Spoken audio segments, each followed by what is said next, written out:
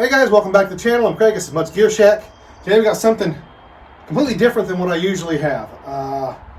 It's an unboxing, so let's just get to it and we'll show you what it is. Now, in sake of full disclosure, I did open this thing up because nothing gets shipped to my house here guitar-wise.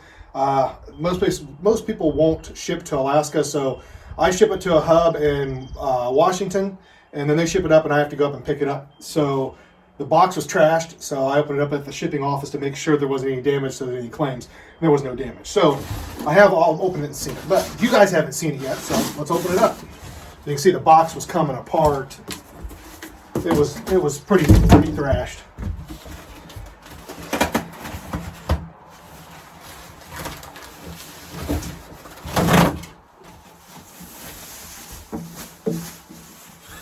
It's an acoustic guitar. I've only had a few of these over my life. I don't play acoustic a lot, but I've kind of been more interested in it lately.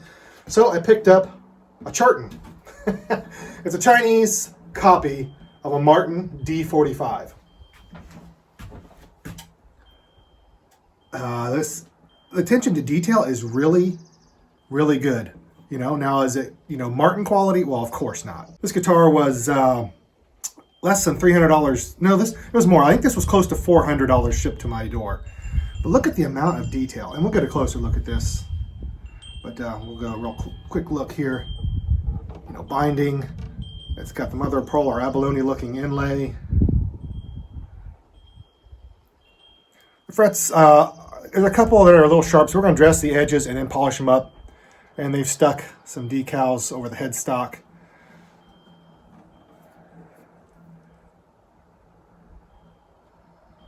Say Grovers, those are not real Grovers. They never are. But look at the amount of detail on this thing.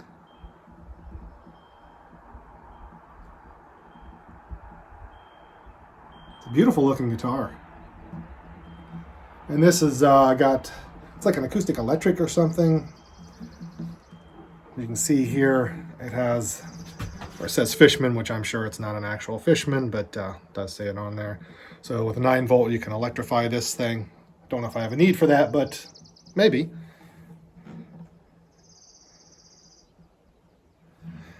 And these are the original. These are the strings it came with. I wish you could see better in there, but it says Martin USA. Use medium to light gauge strings only. I don't know if you can tell inside the bracing. We'll try to get a better look. I don't have a camera or anything to get inside these things, so it's kind of hard to see. You can see in there, has a wood burnt Martin in there. We'll try to get a closer look at that though. Let's pull the decals off of the headstock. There's a little bit of glue residue, looks like. So, we got the Martin inlay.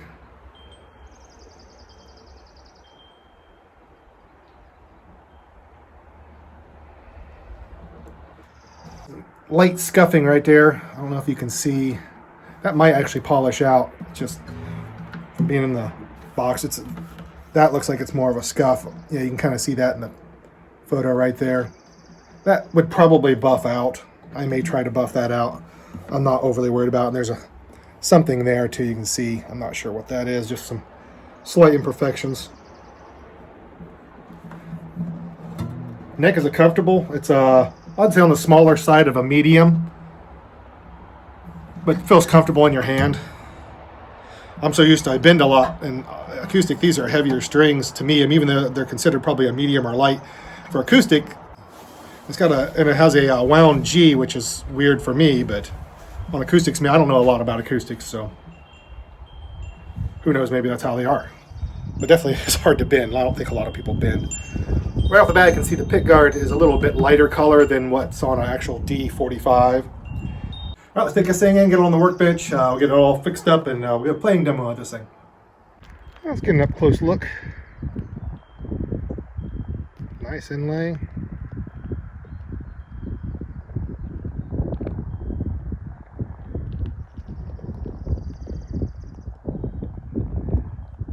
Not sure what kind of fretboard wood we got here. Could be Palfaro, could be Richlight.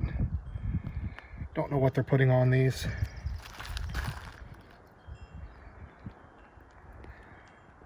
see the inlays look really nice though all around.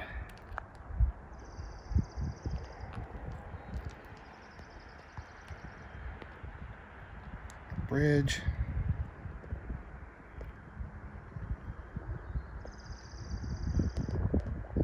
I'm not really seeing any imperfections.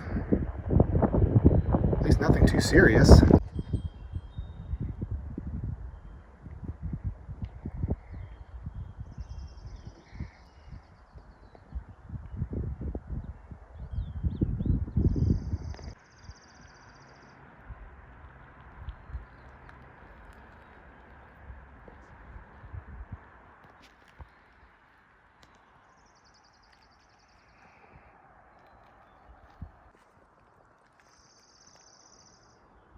Beautiful inlay work.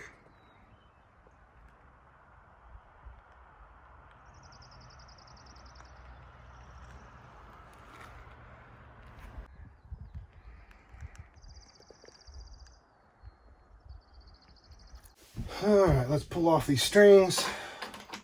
I might have a little bit of trouble getting my bridge pins out because my thing is broken here, so I don't know if I'll be able to pull these things out or not. We will see.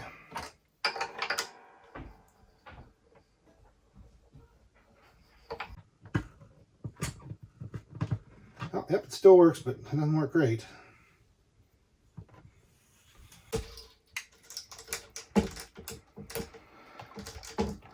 Clean up that glue residue that's on the headstock from those stickers they have over top of the logo. Let's wrap these up and we'll save those. I try not to just waste strings unless the ones that come on are really corroded and terrible, because you can always use them for other things if you just need a replacement string or something. All right, and what we're going to be putting on there is some Ernie Ball Earthwound. It's 80-20 bronze alloy. It says light gauge 11 to 52. I mean, that would be a heavy gauge on a electric guitar, but on this, it's considered light. So we're going to try them out. This here fell out of the sound hole. Just says Martin and Company D45 Dreadnought made in USA, which we know it is not made in USA. I don't know if that's supposed to be a sticker or what that is.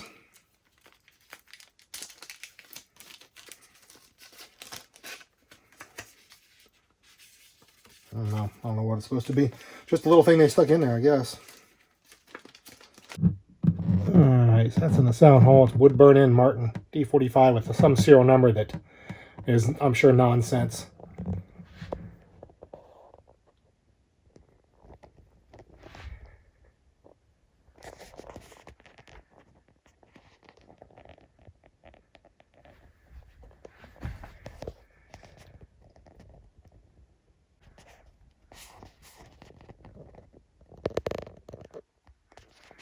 Fortunately, we can't see inside the top area, but better close up here look of our fretboard. Inlay work is nice. Not a lot of filler. Like I said, I've seen a lot of filler on guitars that cost 4 times this amount. So it can be done.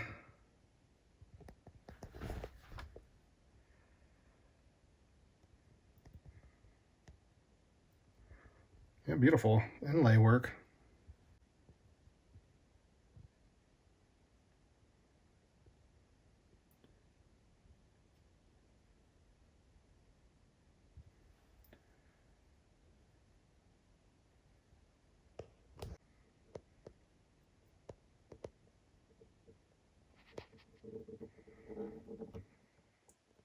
Can't really tell what this is. If this is, it looks like some wood strips. I don't know. That's what it looks like to me.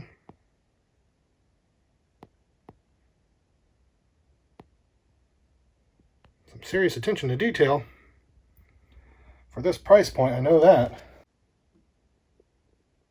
That's where you plug it in. Little bridge out. That's what's underneath of it. So I'm assuming, yeah, that's somehow electrified. Interesting. Don't know a lot about these. Check our radius here, see what we got. think that might be flatter than a 10, I believe. So yeah, I think it's either a 14 or a 15. Yeah, I think that's a 15. Looks like that's a 15-inch radius. I had to really look at it, and I put it on the bridge. But that looks like a 15-inch radius, so fairly flat. Maybe acoustics are more flat. I'm not sure on that. I'll have to look that up. That could be what it is. So we'll get out our little fret in file. And you see it's rounded, so that way it slides across the fretboard without digging in. You can use this side to nip the very edges of it, so that if they're really close. This thing here doesn't really need a lot. Just to get the very edge on the bottom before you flip the file over. I found you don't really need to tape too much on this because I'm not going crazy. This isn't a real bad job like on some of those other ones I've had.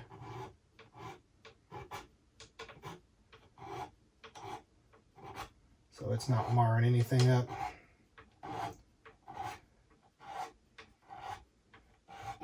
And just nip the bottom of the edge with the file completely flat. And you gotta be really careful when you're doing that because there's no protection since it's not rounded on the bottom of that part of it.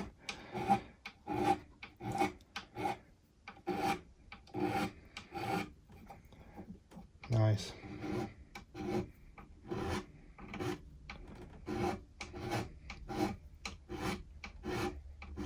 You never know how these things are going to come.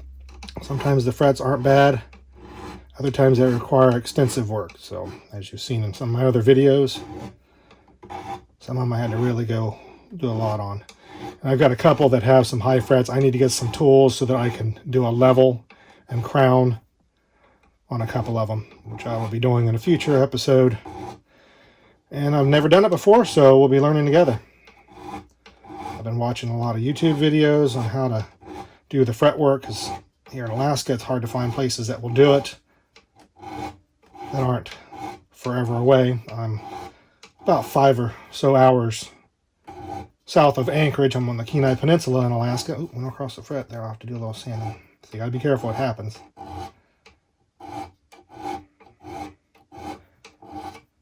So down here there's not a lot of people that will do fretwork, I've asked. Kind of weird to have a guitar shop and you can't do fretwork. That seems odd to me, but hey. Especially for full refrets. I've got a couple guitars that need full refrets, and I can't find anybody here on the peninsula that's willing to tackle it. So I'm going to get me some junk necks, and I'm going to practice doing full refrets myself, and then on those two 1982 Fender Stratocasters that I have that you've seen in some other video, I'm going to be doing a full refret on those at some time in the future once I've gotten proficient. You know, I'm not going to tackle those until I am comfortable in the skills I've built up, you know, refretting. So that's down the road a bit.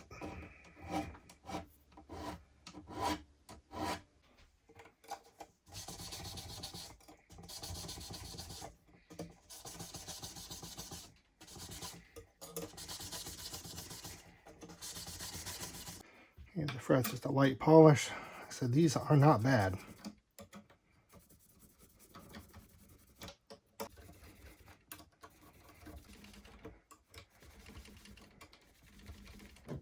I'm going to clean up our fretboard now with some Dunlop fretboard cleaner and prep. Just get any kind of crap off it. And then we'll clean up the whole guitar.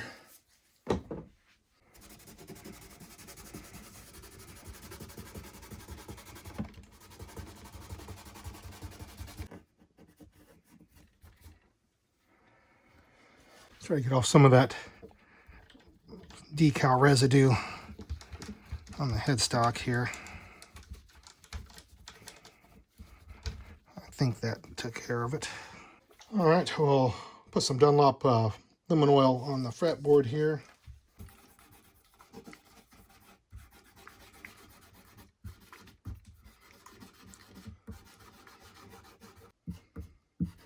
Let that soak in for a few minutes and we'll wipe off the excess.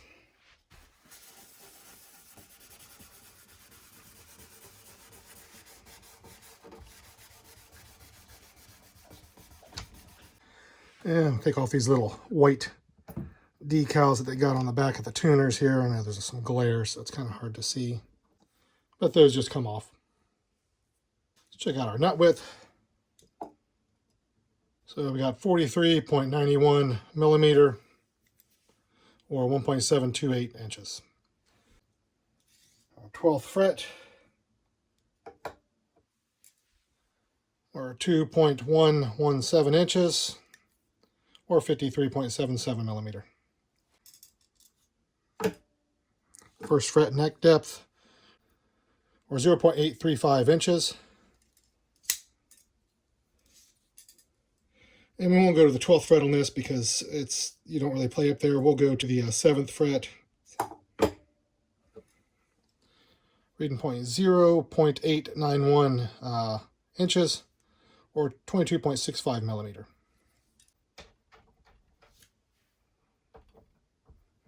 Turn these so all our holes up here where they should be.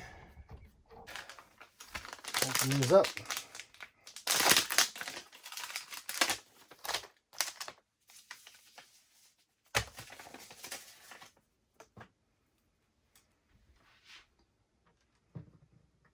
I was just talking about needing a new bridge pin puller. One of my string winders happened to have a bridge pin puller on it, so that's pretty cool.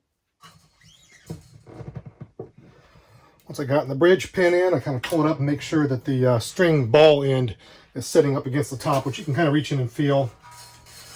And then I just, probably a lot of people's method, I stretch the string out, go up to the next tuner from it, pull it back, it gives me the slack I want. Or actually over this way, so it goes over top of this string here. You can bend this one up so that it's out of the way when you're winding up, and that gives you enough on your peg head here.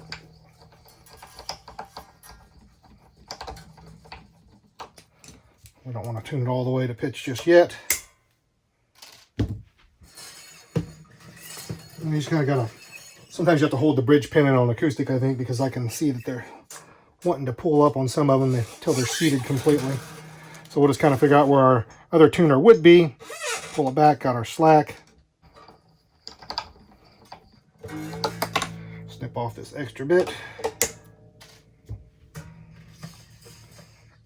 And everything they just have that wound G, I guess. Must just be an acoustic thing. So I don't know a whole lot about acoustics, so learning as we go here. All right, got our new strings all on. So we need to tune them up and stretch them.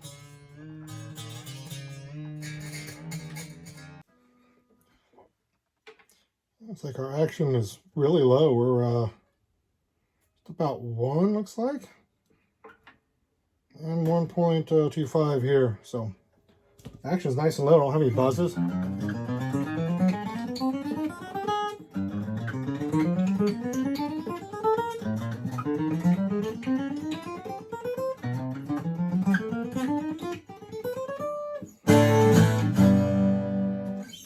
We'll do a little playing demo for you guys. All right, so we got her all set up. These do feel like they're a little bit lighter strings or lighter gauge than what was on it. So it does feel a little easier to play. I mean, bending on an acoustic, I guess, isn't really a thing. But if I can bend easier, the other ones must have been, these are 11s. Those must have been 12s, I'm guessing. I don't know. Which I think is considered a medium gauge. Like I said, acoustic strings are different than electric strings. So.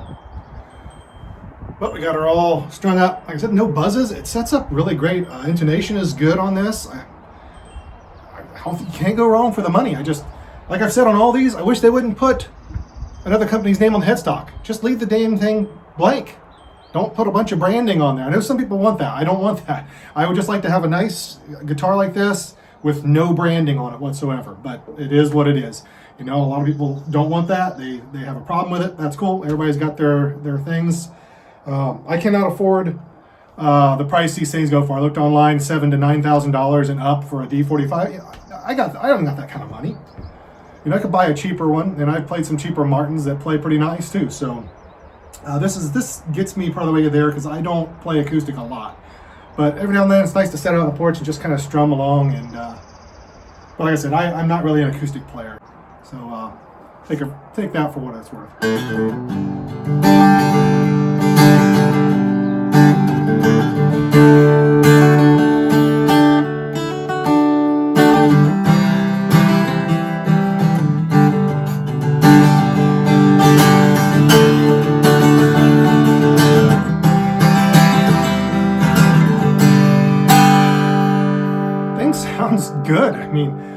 have another acoustic to compare it to, but to me it rings out loud. It's real boomy. I'm sure, you know, side by side with the real deal, it's, you know, this will pale in comparison, but to my ears, you know, I think it sounds pretty good.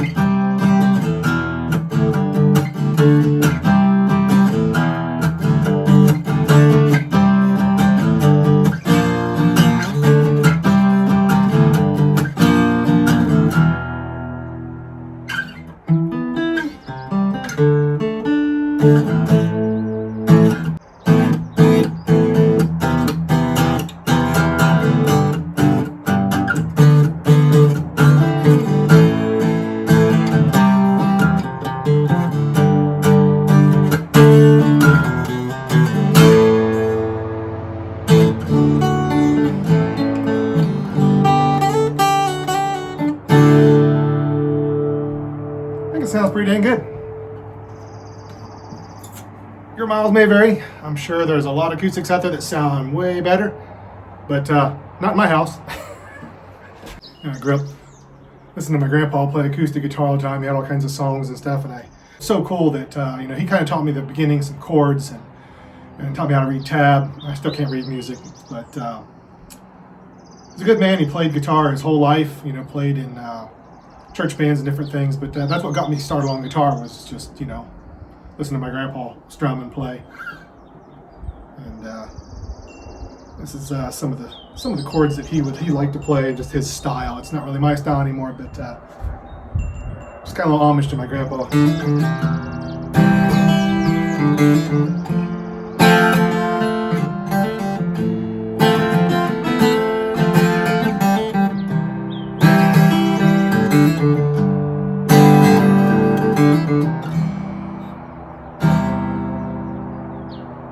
Well, thanks for watching, guys. I really appreciate all the views, comments, and subscribe, you know, if you like the content.